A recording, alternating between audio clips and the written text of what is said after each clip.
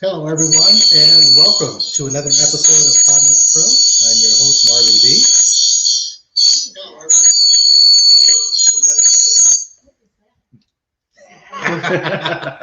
Welcome to the live edition of Podnuts Pro. I am your host, Marvin B. And this is a podcast for techs that support businesses. We basically talk about product stories and tips to help you support small businesses. And if you are watching live, or if you are watching the replay, you will see that I am joined by a very special guest, Mr. Mike Smith, host of the Mike Tech Show, and we are in his lovely new Florida man home. Thank you. Thank you, Mark. Hello, everybody. All right. So I had a job. Well, actually, I had two jobs, one in Lakeland, one in Tampa, and Mike had just been in the joys of remodeling. Yes, of getting set up with our second house here in Florida. So it was empty when we got it, so we have to fill it. So that's what we've been doing. All right. So so I finished my job in Lakeland, drove over here to Oldsmar, which is basically in between Tampa and Clearwater. Yep. So over here for the day, saying hello, had a nice lunch. Yep. And doing a couple of shows. I was on his Mike Tech Show earlier. Yep, we have I'll post that up either late tonight or tomorrow. And thank you for being a guest. And I think you'll enjoy the content on customer service. So we had a good time. Yes, we did. So let's first talk about, for some of my listeners who may not know, you're obviously based out of Pennsylvania. Yes. And got a house down here. And people thought you were retiring. They did, and I was shocked because I never used that word, and it was just assumed that I'm going to retire. I'm like, no, I'm going to work forever because I can work remotely, and I intend to work for a very long time because I can do it anywhere, and that's why it was very important to technically set up my office in the second property to be able to work remotely. And that was the first thing that was built here. There was a bed in the master bedroom, and then my area was built next. So that was very, very important. So that's before the kitchen and things were, even though the kitchen was already done. Right. But before everything else. So I am very, very happy and look forward to going back and forth as we call ourselves partial snowbirds. Right. And you might want to explain what a snowbird is for those who don't know. I don't think we have to explain that. Oh, okay. Most of the world knows that Florida is full of snowbirds where they have their main residence somewhere else. And for the most part, the two biggest communities are New York and Quebec. Ooh, okay. Now, as being a Floridian, do you hate snowbirds? Is that like the normal? Is there a hatred there because we come down and infest the winters? So our phrase is, you gotta love them. So for the most part, there are times where, yes, we love them when they come down. They come and fill out the empty condos. They help our economy. Okay. But then there's a season. And at the end of the season, we're happy to see them go. It's like a grandchild. You know, we play with them, we fill them with sugar and everything, and then back to mom and dad. But for the most part, it's been well. There's a nice symbiotic relationship, and it's almost the same as tourism. Okay. We're happy that you come to our state, enjoy all of our festivities, Disney World, Universal, stay in our hotels, enjoy our beaches. Yep. But if you start to get annoying, it's okay if you leave. Yeah, and spring training, which is why, well, that's one of the reasons. The beaches here and spring training for baseball. So that's why this area. All right. So let me ask you a quick question out of the box. So even though you're going to be springtiming it here, are you setting up kind of a situation where you can work at both places, not just remote, not just to support your people back up in Philly, but what about supporting new customers that you may get down here? Absolutely. And that really didn't come into my head until really a couple weeks ago, where I'm thinking, why can't I have a bunch of clients here and support them just like I'm doing up north, because I'm not missing a beat. My son is the feet on the street, taking care of things, and if we need more, I'll get another body. But right now, down here, I could take care of businesses, residential, because everything's remote anyway right now. And I could easily support the same customers here when I'm back up north. So yes, I look at this as MHS Consulting South, and I'm looking at this as a southern office for the business. Okay. And I truly am going to embrace that. And I'm even thinking of different advertising techniques where, like the HOA I'm in now, I want to do a monthly article with tips. When things open up, I want to give a cybersecurity meeting after the board meeting here, 1 month when I'm down here. And I want to just reel everybody in and then get the referrals coming. Okay. So that is the goal. All right. So here's a part 2 to that question. I don't know that you have the amount of physical tools that I have. For instance, you saw the back of my rental today. Yes. So I've got my cable box, I've got my mobile duplicator kit, I've got all the stuff that I carry, in which I'm doubling up on a lot of that. So I have a smaller version for the car, but then I have the main stuff at the office. Are you going to be doubling up on tools? Yes. And as a matter of fact, I haven't had a chance to show Marv yet. The drawers that are in my office, there are duplicate, like I've got a lot of extra video cables. I brought down USB sticks for being able to do clones and being able to do, I even brought my little clone device, which I got to show Marv because he has a nicer one and it works faster. I have a single dock, but I brought an extra one down.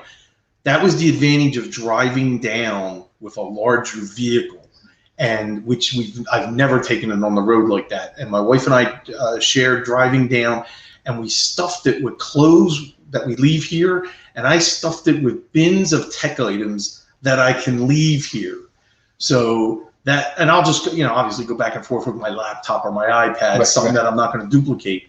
But you just, by having the Fluke with you brought up, I have the link splitter, and I only have one, and my son wouldn't let me bring it down because he uses it. And I'm thinking, I'm going to need another one of them down here.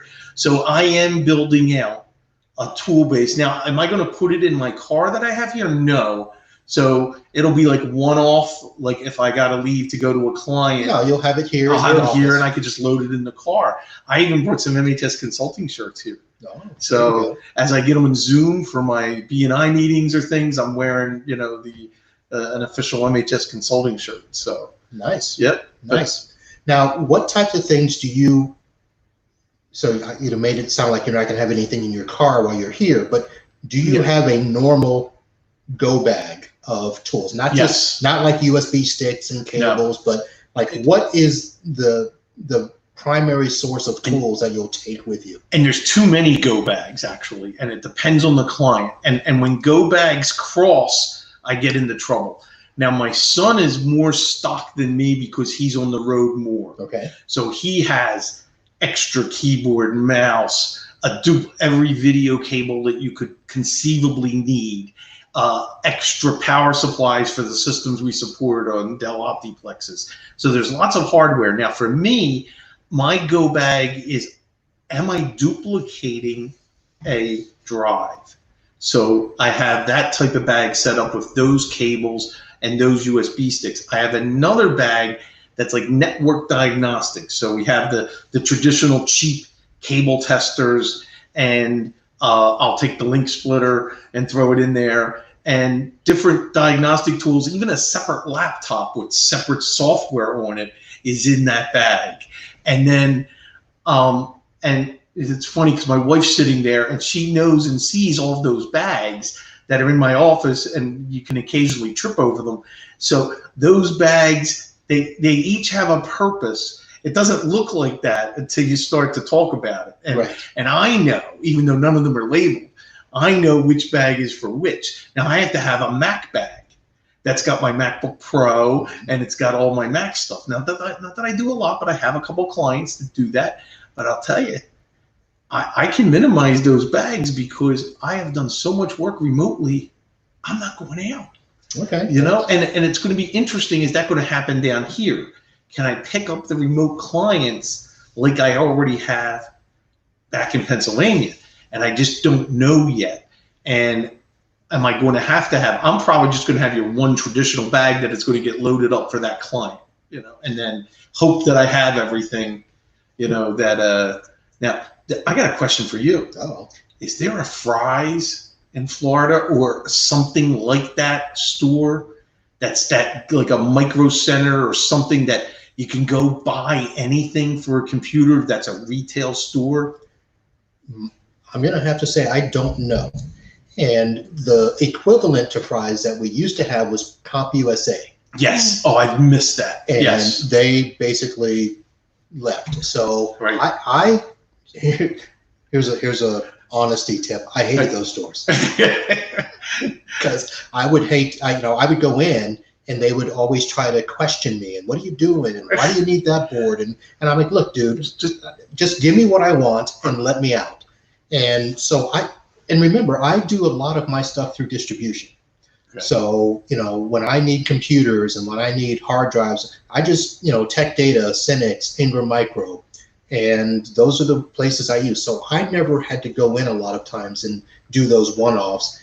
Things like battery backups, if I needed them, I had to do that yesterday for the client in Lakeland. I just went to Office Depot and got them. But I think there are, you know, there's a couple of local stores in Fort Lauderdale that, you know, I would go and befriend for like the weird stuff that you're not going to find at those Fry's. So those weird, you know, computer batteries or those weird cables, those are the places I go. I have a California story. When I was the enterprise network manager at AmeriGas, they have a call center that we were moving and setting up.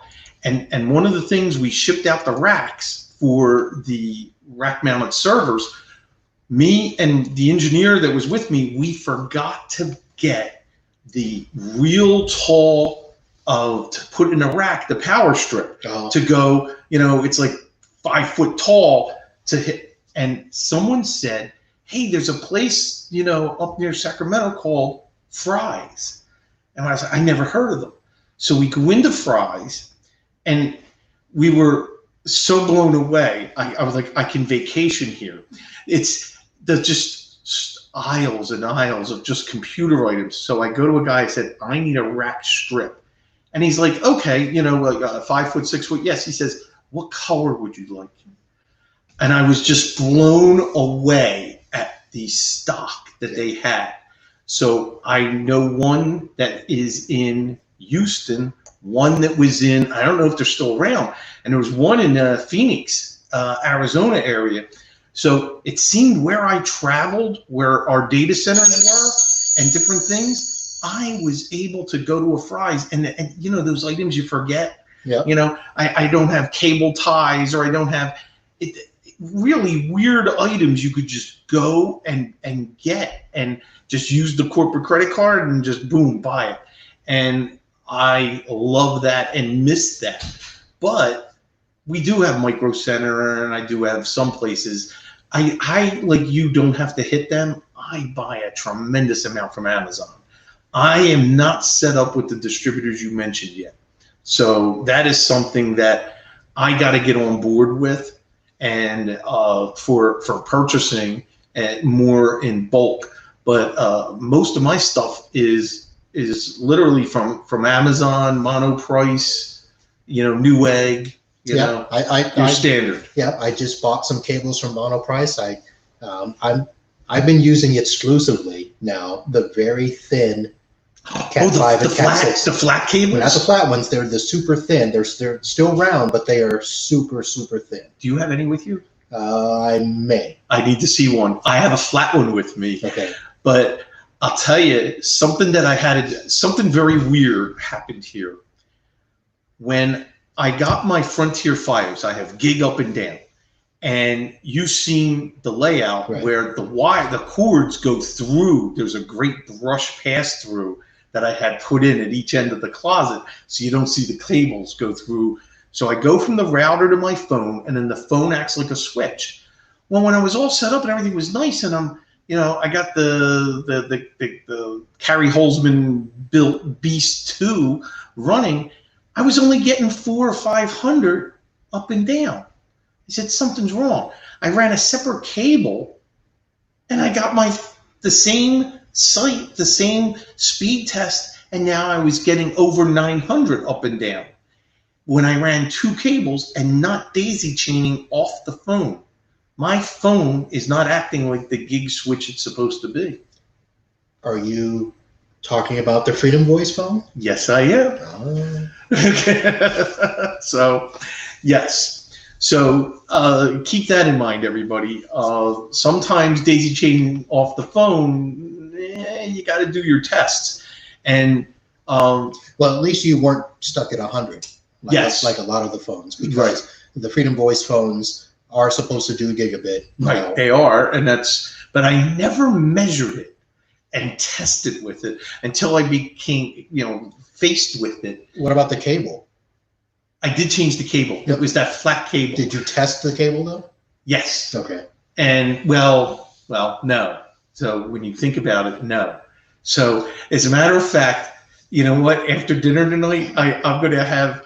We can use some of your equipment I have that flat cable. Okay. And you could test that, and that would be very interesting. But I did replace it with a Cat 6, a shorter, the blue Cat 6, 10-footer, and I got the same result. Okay. So I really believe it's the switch, because I did enough swapping out. Right. Because that's the first thing I thought of. It's the cable, And then I changed the cable, and I was like, no, that didn't help. So once I did my own, I have 2 25-foot cables going through the closet, and I have them, like sort of tie wrapped in the closet for the extra footage, and I'm happy. I mean, it's running great. Okay. So I was just, as people are watching, I'm trying to scroll through here. I was looking up Fry's to see where they have locations. There is not a Fry's store in Florida anywhere. Yeah, they're more West Coast. They have a big presence in Texas, right? North Carolina. Oh, really? North Carolina? Yeah. What was that? On the way home. On the way. Am I supposed to get cigarettes for Bill on the way home? You're on the air. Oh, yeah. Okay. So, so we have an audience, folks. So it's not just Mike and I here in the studio. We have the wives over on the other side there, and we'll see if that got picked up. Yes, I'm sure it did. Because unlike Mike, I don't edit my show. See, I edit. So that voice you heard. That was Dorothy. Oh. See, that's what's great about this. It's like anybody seeing the video, you're like, that looks like a wall that's just being put up. Yes, it is. Yep. That is part of building the real guest bedroom, because I took the only spare bedroom as my office. So we had enough room here. We're just putting one wall and a double door, and we got an instant bedroom to have guests, and especially family and guests with children, because there's a bunk bed. So anyway, I wanted to explain what's behind us. Okay. So now that Dorothy's gotten us off track, where were we? So the Fry's. So yeah, there is.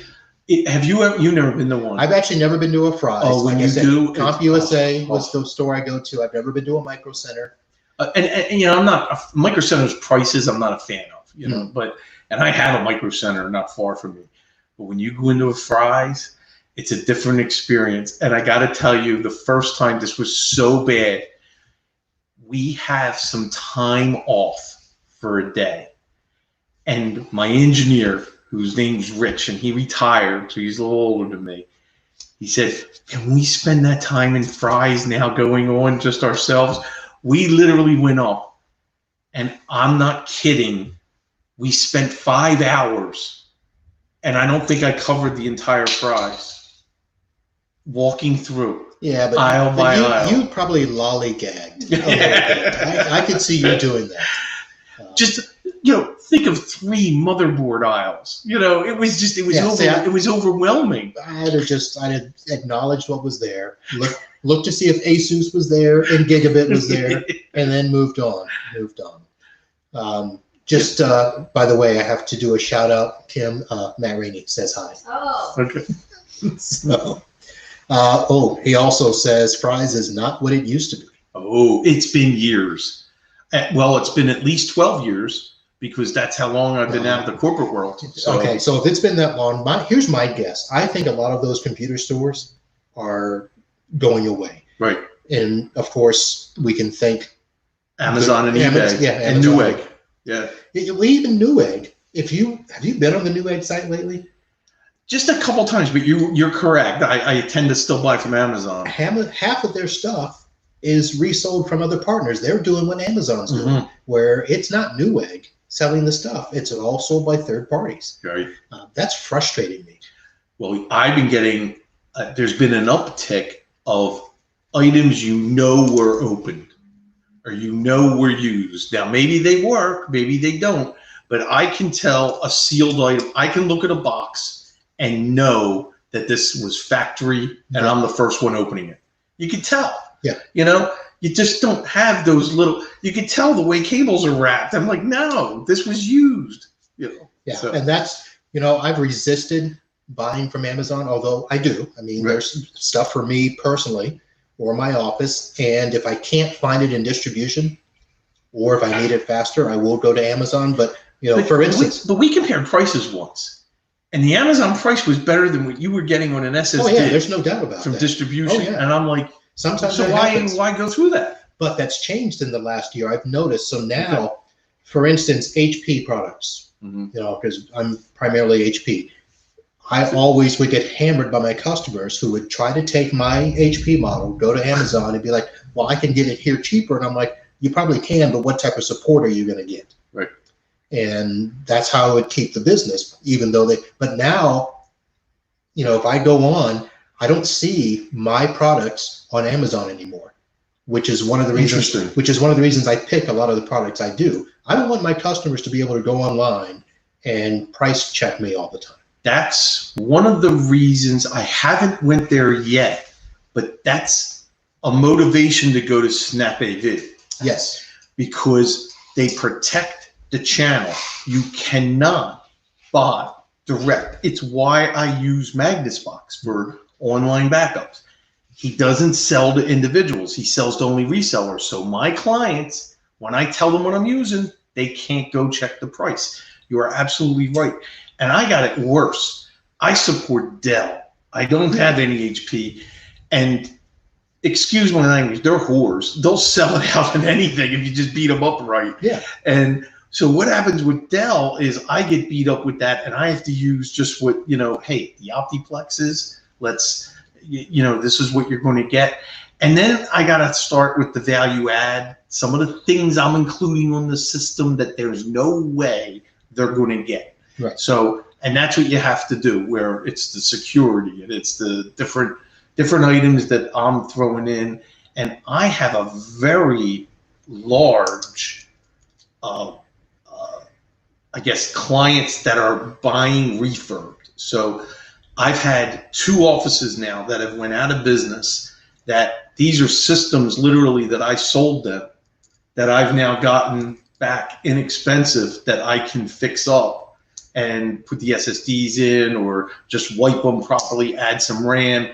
We got some really nice business quality Optiplexes that some of them already had a separate dual video. Right. So we're building right now, my son, while I've been away, in between all the jobs, we have quite a stack now. And we have a couple clients that are going to be moving and they're going to want to upgrade their hardware. So we've already been talking about, we may have everything, including a full Dell server. So I've been doing more refurb. Do you do any refurb, or that's just not your thing? So for a long time, I went with not doing refurb. Right. And mainly because of my business clients, because I don't do residential. And these aren't residential. These are business clients. I get it. The refurb. Yeah. No, I get it. So I, probably about a year ago, came across a selection of product that was supposedly refurbished through a certified refurbisher. And so I said, this was a customer who they were price sensitive. Right. So I said, let me try to do this Perfect. for them. And I had a horrible experience. And now if I get them, and basically what I had to do is I had to wipe the system, Right. load it from scratch myself. You tested it and do it. And did, which from Windows 10 is pretty easy to do. So I ended up redoing them again, and they're fine. Uncle Marv certified, Right. Pre-owned, that's how we were like MHS Consulting certified. Yeah. Certified pre-owned. But And literally, I've used those terms. yeah, but I don't go out of my way to find those systems. Okay. If it's going to be on a domain, it's new. Yep. Now, what I have done is for branch offices where they're going to be remoting in through terminal server or something, and they don't have to be high-end machines. Right. Then what I've found through, and I know, should I say this or not? Whatever. D&H. Okay. So D&H has a category called HP Excess. And sometimes they're refurbished, but sometimes they're new. And what happens is they will have product that was configured for a customer that either never went out or came back Okay. unopened. So I will do their excess product if it says new in it. Okay. So I can get it at a discount. So it's an open box. So it's, no, not the news. The news are not open box. Okay. So what they've done is HP had pre-configured a machine. And, sometimes they're like, for instance. Oh, and it never hit the customer. And it never hit the customer. Okay. All right. And they go to D&H. Now, I don't know how D&H, got this gig, but I just, for instance, the systems that I'm going to be upgrading in a week or two, 17 workstations are going to be HP Excess. They're going to be ProDesk 600s. Okay. That are normally $800 systems. Right. I'm getting them for $400. Wow. And they're new. And I've gotten a few of them just to test where I ordered. And so I know from opening previous boxes, I can tell they're new. Right. But they're configured for instance, the last ones I got were ProDesk 800 series with 16 gigs of RAM and a 256 gig solid state drive. And so I just basically bumped it up to 500 gig solid state drive for my domain customers, and we were fine. So, but I have, it's a weird area right now because refurbished, if it's done right, are perfectly good machines. Oh, and I look at these systems, especially the ones we have now. I bought them brand new. I set them up. I know exactly what's happening, and now we got them again, and we can redo them. And it's perfect. I tell you what, I would love to have. Find me a stack of Dell Latitudes, and I'll sell them in a day. I can't get good priced refurb Dell Latitudes that I can trust. And if I had them, I can't tell you how many laptop deals I've had to give away, or Best Buy or Staples or whatever, and it was killing me. Right. Where if I had a good refurbed Latitude going, I could sell stacks and stacks of them. And I have a hard time getting the laptops. And when I do get a laptop, I pick up the phone and I know who to call and they're gone. Okay. So I can sell laptops all day long. The desktops now are going to be an advantage. It depends how everybody comes back from the pandemics, because I have more clients not going back to their office because they realize they can operate 100%. Why do they have that commercial real estate that they're paying for? They really only need a conference room to meet. And you can do that, at least in Pennsylvania. There are lots of places where you can have that temporary office where you call up and you can rent the conference room, and you can, and be at that same spot, sort of like I forget the name, but it's like temp space. So I have a client that's opening up a flexible workspace. That's going to work great after this. That's what they're doing. Yes. But I would say all but one of my clients are all going to basically go back full force as soon as they can. These are law firms. Yeah, law firms have, it's tough. I've got a medical office, architecture. I'll give you the group. Financial advisors realize they don't have to go back to their office. And I have a stack of financial advisors, and the most that I've been talking to, they are not going back. And it just so happens those systems, that was financial advisors. So that was, they were closing and, let's say, downsizing the Pennsylvania office. So that's... You know what I think is going to be interesting? A lot of businesses that purchased office space or are leasing Class A office space because of the furnishings and the looks and stuff, realize that a ton of that space was just being wasted. Is not just being wasted, it was unnecessary. Right. Because, one of the things is, so I have insurance defense firms who really don't see their clients. Right. Unless they fly in for an audit or something like that. And they realized that they didn't need to have the Class A office space. So they would downsize to a Class B or get a different type of office. So here's what I think may happen. They may have a much smaller, nice corporate space, right? Have people work from home, or work out of flexible spaces. So it'll be interesting to see if the landscape of, nice office buildings that stays the way that it has been. I see the clients that need those spaces are going to save a lot of money because they're going to go on the market at a much better rate. So let's say you need a Class A space. That's going to be a lot cheaper than it was pre-pandemic, I believe, because they're going to have a harder time. And then if you get someone that needs it, then you're going to see it. I just see commercial realtors having a tougher time, or they're going to have to put them in those flexible spaces. I'm sorry, I'm just poking in the chat. No, go ahead. Somebody has asked a question.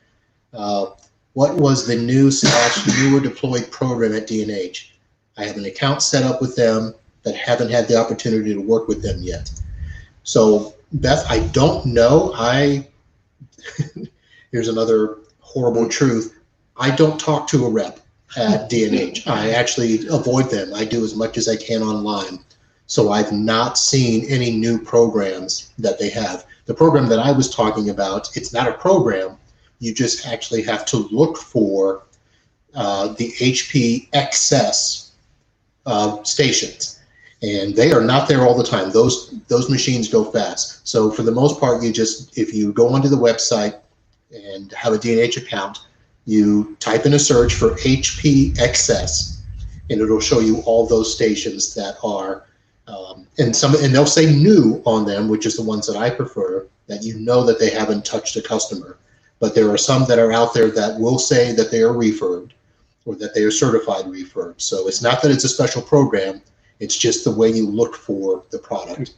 Now, do they really house and warehouse those items, or are they getting drop shipped from other, they're a conglomerate of collecting from all over? I think that they're changing. So here's the funny thing. There used to be a D&H warehouse about 2 miles from our last apartment before we got the house. Oh, wow. It was literally down the road, and it was a physical warehouse space in Fort Lauderdale that they closed years ago. So where are they at now? So they've got, the closest one to us is actually Georgia. Okay. So it takes 2 days for things to get to us from D&H. I think they've got, so D&H I think has 6 warehouses. Tech Data has 8. Right. They have one in Miami. They stock a lot of stuff, but not everything. For instance, for my Windows 10 upgrades, I needed a whole bunch of memory. And I was getting not the HP branded memory, but the add-on memory. Right. That comes from the manufacturer. They don't stock that anymore at any of the warehouses. Tech Data, wow. D&H. Now, real quick, I learned there's a big Amazon presence in Tampa for a warehouse. I can get things in a day. Yes. Okay. At worst, the next day. So that's something that I have. Take care of your delivery people. That's something that I've given water to the Amazon driver, the FedEx driver, and the UPS driver, and they take care of me. Yes. So that I know their names. So so much stuff is being delivered here, and I have them arranged for where to put the stuff. So that's something that I think is important. We're knowing where and how long is it going to be to get to you, so you can properly quote and know. And that's what I'm worried. I'm not set up, and I can still get things faster from Amazon for my onesie twosie items. I don't have any clients that need 17 computers, And if I did, you might one day. Yes, and may that happen, please. So that's something that just hasn't happened. That those clients haven't fallen off. Mine are 5-10 people offices that either have existing computers or we need to go one off and be upgrading. So, and that's something my focus I want to do more now is I'm on that getting new clients, because we were real busy the first few months of the pandemic, and now things are leveling out. So it was really nice to know I had 2 new clients last week that were taken care of, but I need more new clients. Now, are you always looking for new clients, or are you at a happy point where, too many new ones is going to be a problem? So I got this question asked to me about a month ago, and it was an off-air conversation, because I think for probably the last 10 years, I have been in a spot where when I got rid of my last tech, I had just enough business to be happy, to be content, to be busy. I'm never content. I'm never happy. I did have one customer that was taking up a huge portion of my time and was stressful. Right. And you cut them. Right? I cut them loose. Yes. And and that was only 2 years ago. Right. Well, I'm already back up in business to where I may have to have a tech. Okay. Because I do have enough business. Now, am I actively looking for new customers? No. Am I passively looking for new customers? Yes. If I get referred or if somebody wants business, I will always look at the opportunity, but I am much more picky in what I will take on. And I've had probably 3 or 4 customers in the last 6 months before the pandemic that we've actually looked at. They've called. I had a customer, it was 2 weeks ago, actually. One of my oldest law firm is sharing space with another law firm. Ooh, that's always a good referral. That firm finally, because I don't push, and they said, hey, can you give us a quote as to what it would be for monthly maintenance? Now, I already knew that they were cheap as hell. and that I knew. You didn't adjust down, right? No, I did not. Okay. And so I gave them my rate, and she said, thank you, and we'll get back to you. I don't expect them to get back to me. Right. But you don't want them anyway. But that's the deal. I'm at a situation where I'm not going to take on a client just to take on a client. Okay. And I'm not there either, even though I want to grow. Or this is going to sound funny. Actually, is it a client that my son can take care of, and because I don't want to, it's going to be. Are they going to be?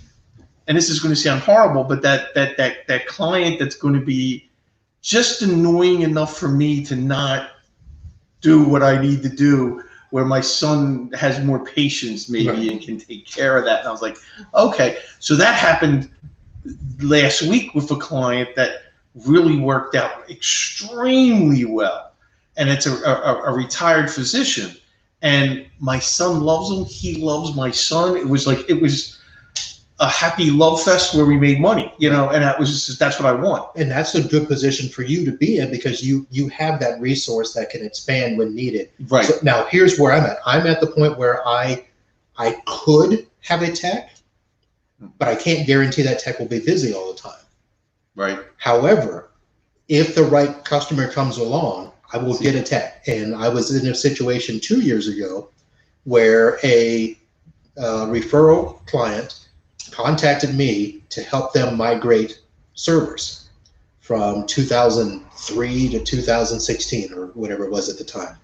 And the tech, this was a full-time tech at the firm, couldn't do that. Right. So I came in and did a 2-weekend project, and it was a nice little project for me.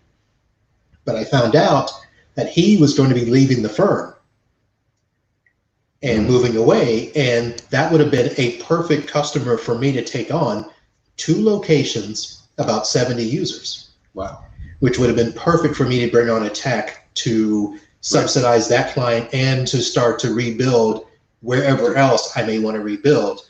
That didn't work out. That's my problem. I need the guaranteed, like maybe it's 1 or 2 days a week on site where I could then, it's worth hiring somebody to get them on site, or my son's on site 1 whole day and I need that backup for someone else. But I got to have more contracts like that where they're built-in contracts that are long-term, that they need somebody's on site once a week, once every 2 weeks. So that once I get that, then I think I can expand. Yeah. And that's probably where I'm a little different.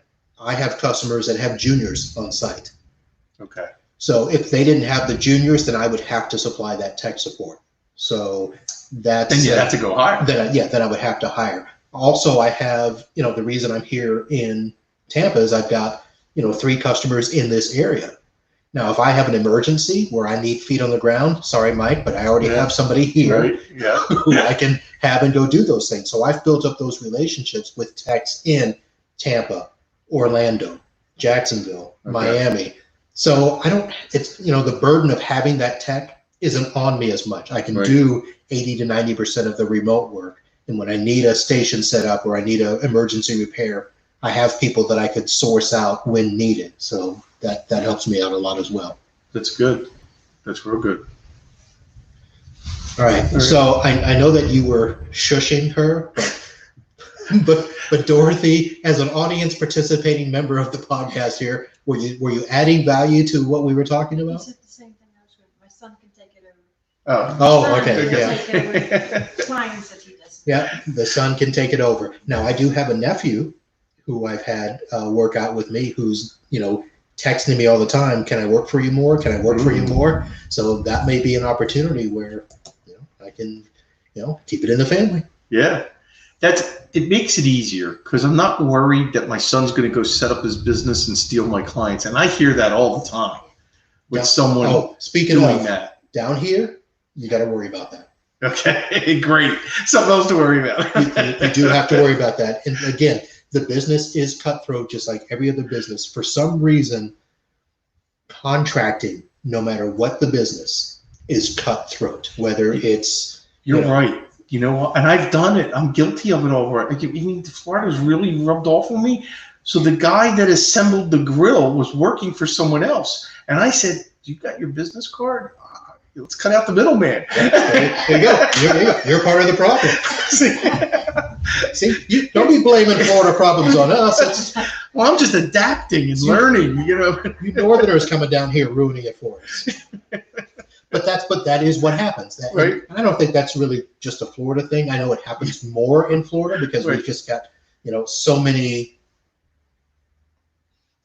I can't even say the word. I don't want to offend somebody. It's a hodgepodge from the rest of the country. Yes. That comes down here. Yes, and we're part of it. So I can say this. So, and you'll get to experience hurricane. Well, no, because you'll be gone. Yeah. May I please not experience a hurricane? Okay? So hurricane season is probably one of the biggest problems for us because when hurricanes hit and hit hard, we will have contractors come from across the country to do work because the work is here. Right. And we're talking everything from electricians to, the skills tradesmen, carpenters, and all of that stuff. People. Ooh. And all of that comes down here because people won't wait to go through proper channels of getting insurance repayments or anything like that. So they'll pay whoever can do the work the fastest.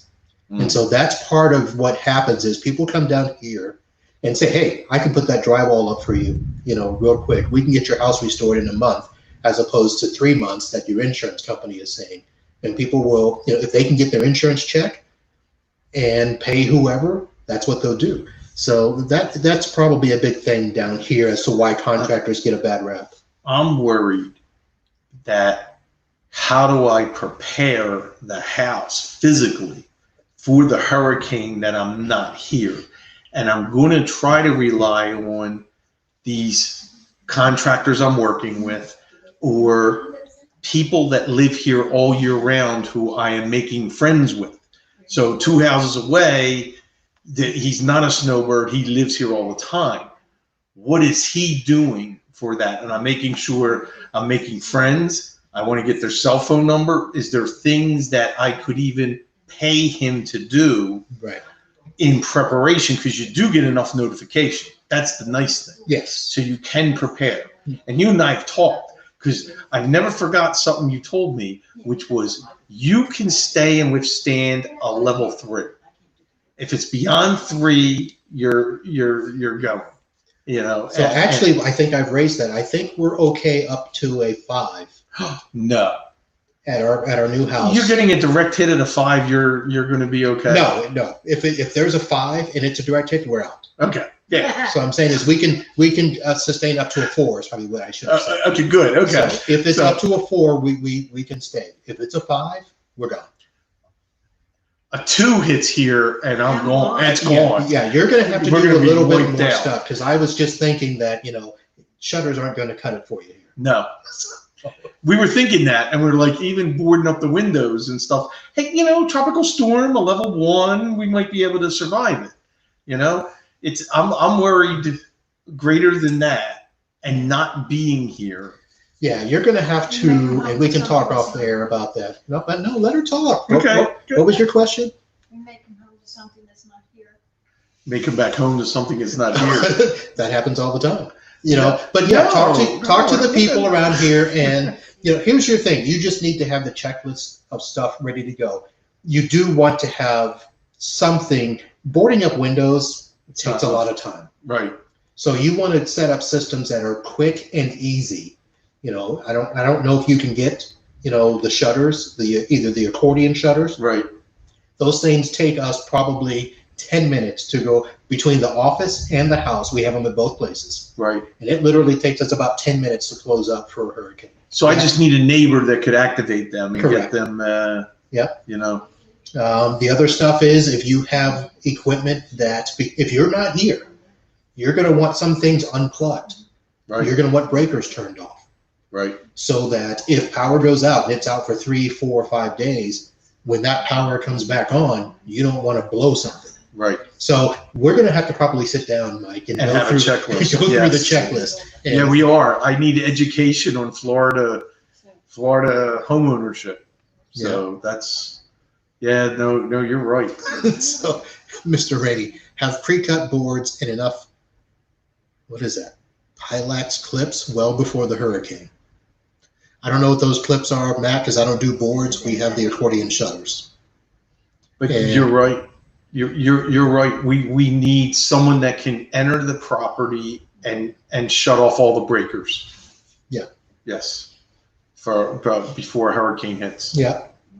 And then of course we have the after hurricane checklist we got to go through. So if it does hit and you're not here and you've got stuff blown out and stuff, you need somebody that can stop by, check on the place, secure things, because welcome to Florida. Now you give me something else that's going to not let me sleep properly. Thank you. Welcome to Florida. And Cristobal Rivera in the chat, he lives down in Palm Beach County near me. So, and you've got a lot of listeners here. You've got people up from Tallahassee to Fort Myers. Yes. Actually, I'm passing somebody tomorrow. I forgot to let them know. So if you're listening, sorry. Yes, and I got Tampa clients. I got some in Safety Harbor, Palm Harbor. I mean, there's some that have already reached out to me. Okay. So you're right.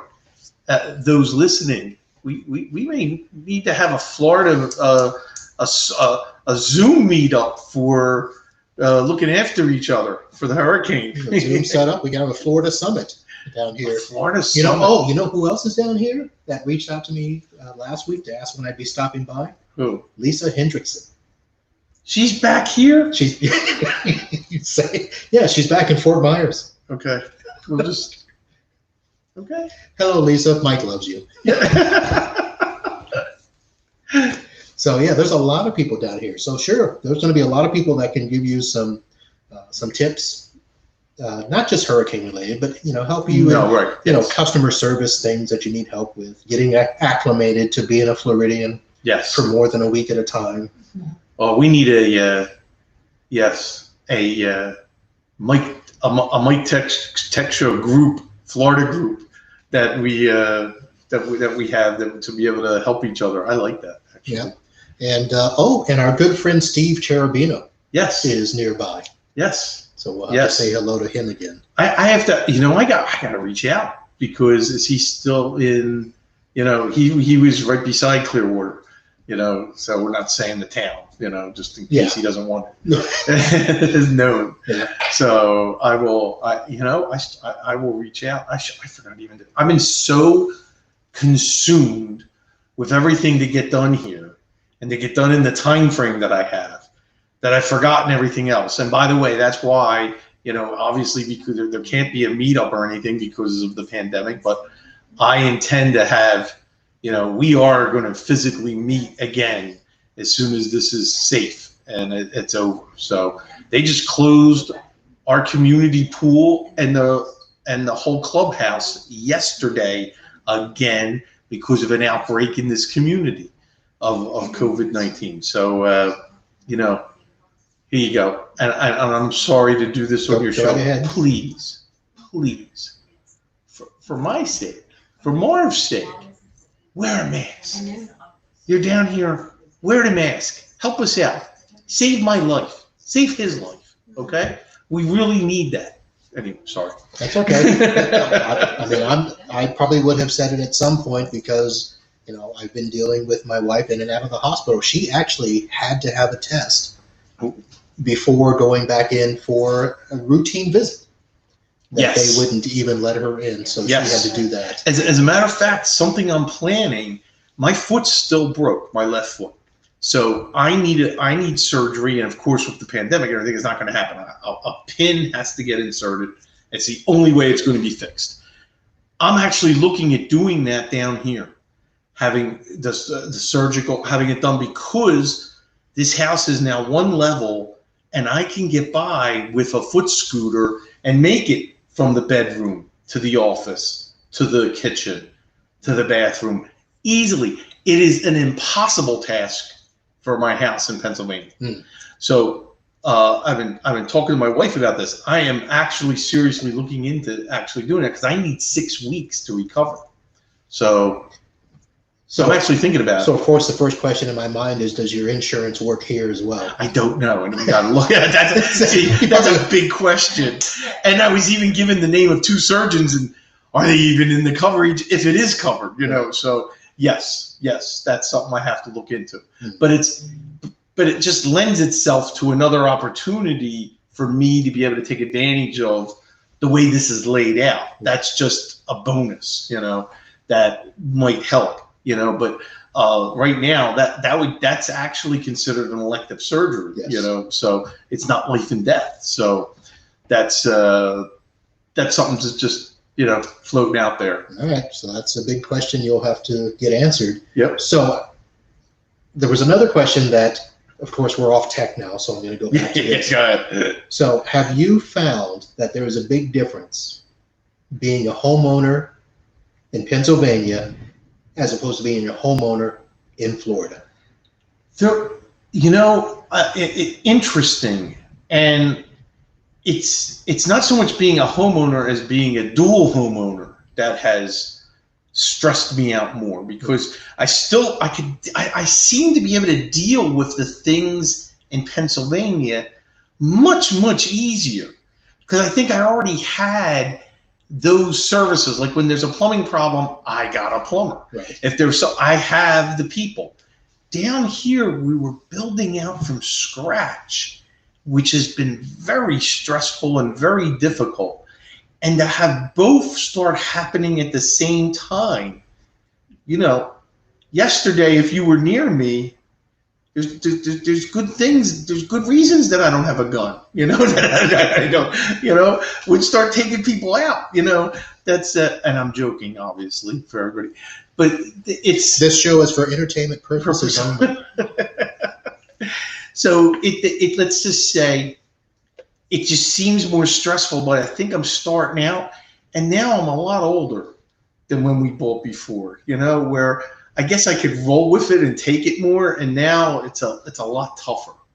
So that's my comment to that. It's not so much because it's Florida so much as it's because it's a new house to set up, and there's a lot of stress that goes with that. All right. There are people failing you where promises are made and then broken. So that's the kind of stuff that gets frustrating. Or you discover there's a lot of things that were said were done correctly that aren't. Like, hey, you should assume a brand new kitchen's wired good. And guess what? It's not.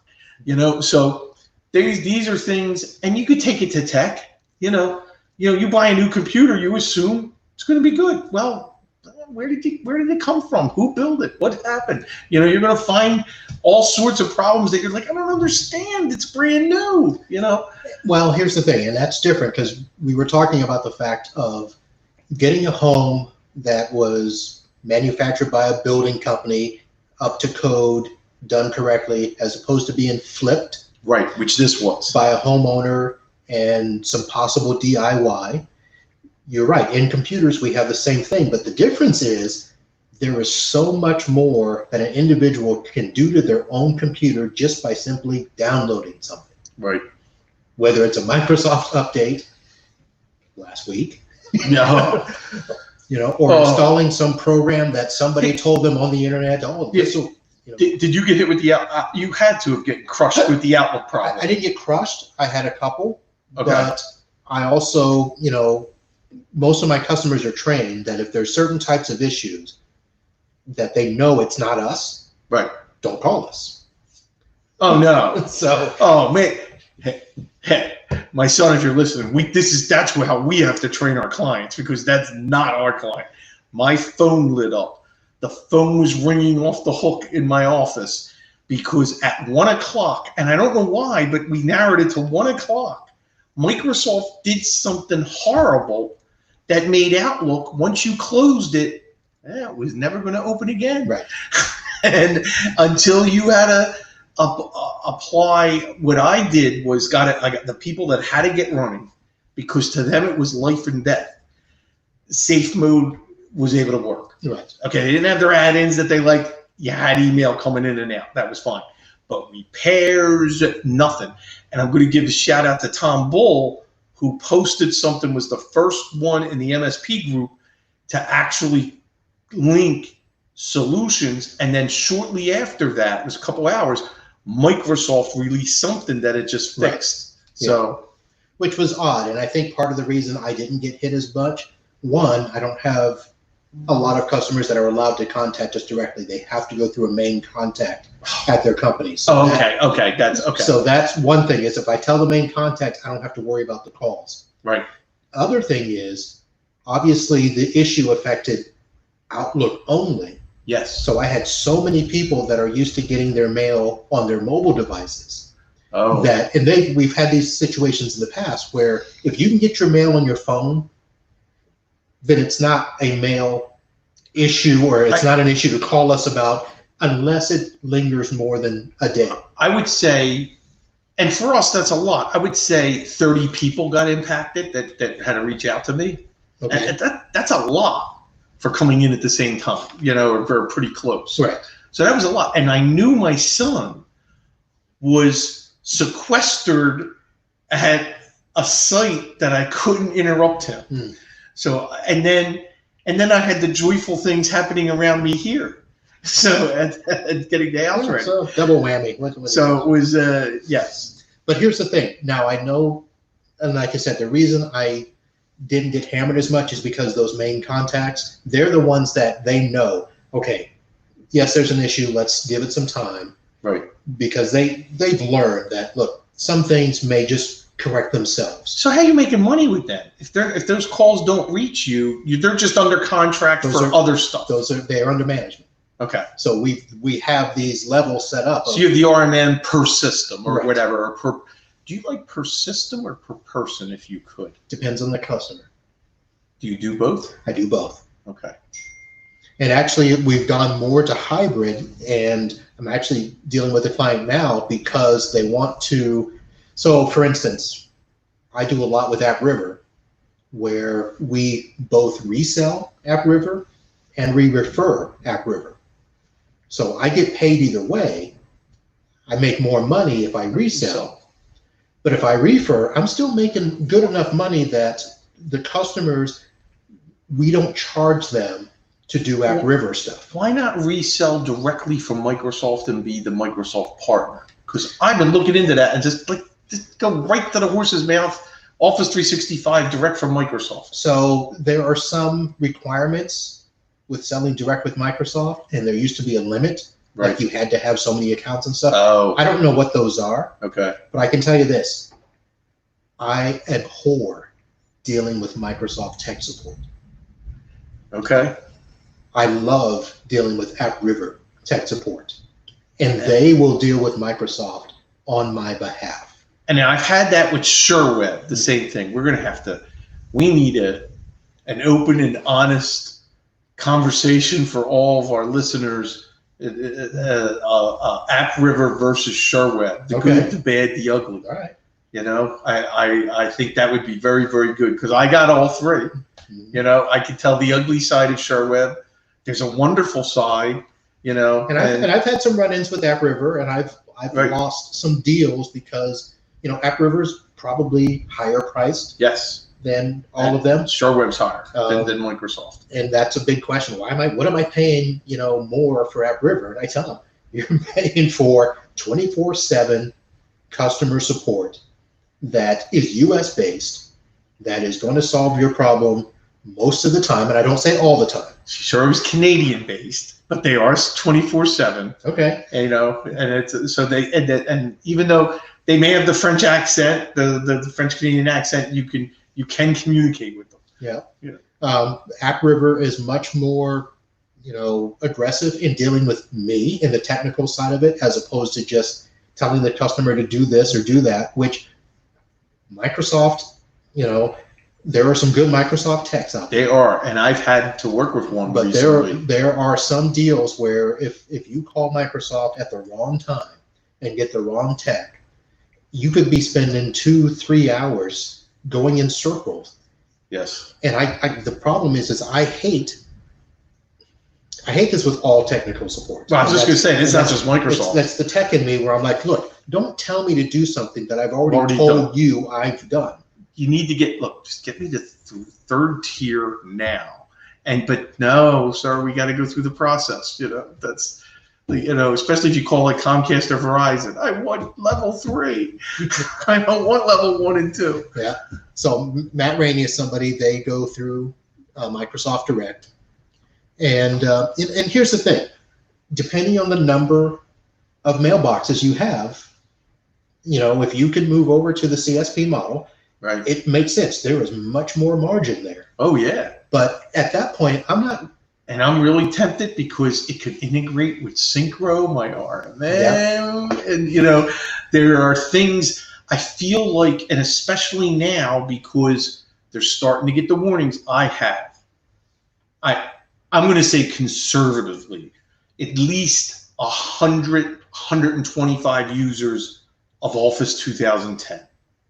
And we know October, it's coming to an end. Now, is Microsoft, because of the pandemic, going to extend the end of life of Office 2010?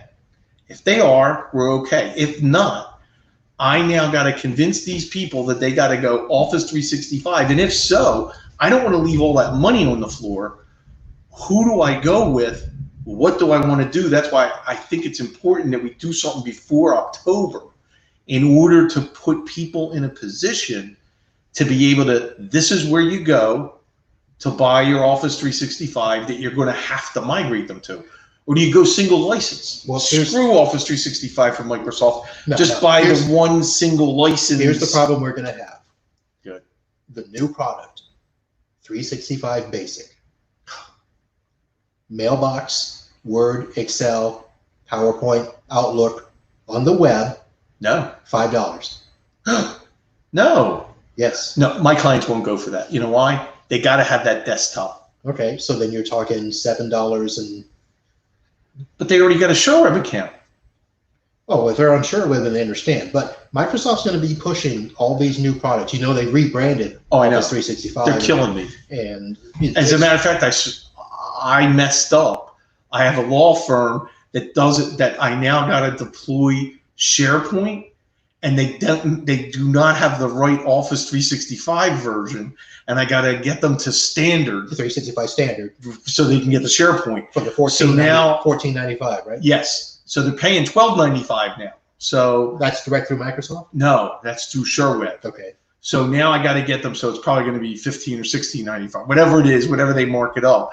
I now hopefully they can in place upgrade the license. I don't know. Wait a minute. You don't know? I have to call SureWeb and work with them. Really? Yes. AppRiver we can. I switch them all the time. You can go right up from the one. And you do it in the Microsoft portal?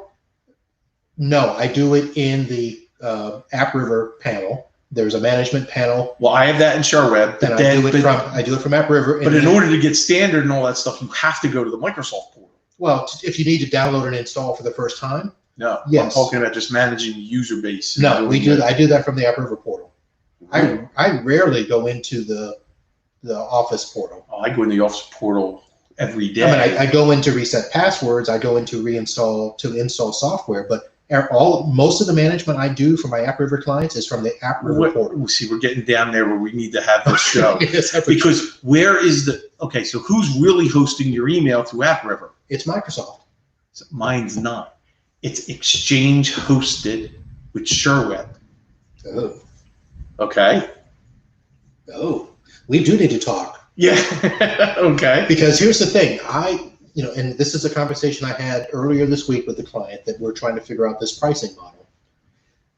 And the one reason I sold them on AppRiver is that whether it's me or AppRiver supporting them, if they don't like us and they want to go Microsoft Direct, it's just a tenant change. It's not a migration. Whereas with GoDaddy, if they get Office 365, that's brutal. That's a whole. They've got to migrate out of it. Right. But with AppRiver, all it is just a change in the portal. They go to their thing. We don't have to reload software. We don't have to redo licenses. That is not the case in ShareWeb. Okay. So we got a couple topics. Yes, we do. Going forward. We may have to get Matt Rainey on because Matt Rainey just responded, I do not like ShareWeb at all. All right. I only have one client left there. Wish we can move them. Gang up and beat up on me, and we'll have maybe we get a Zoom, we do something. All right. Well, yeah. All right. So first show from Florida. Yeah. How's it feel? Great. Nice. You hear the rumbling? Yes. It's thunder and lightning all the time. So that's, I'll get used to it now, As long, and by the way, the weather gods are going to punish me for this. As long as the power stays on, I'm okay with the storms, but the power has to remain on. I do not have a generator. I don't want to buy a generator. So we are getting a generator.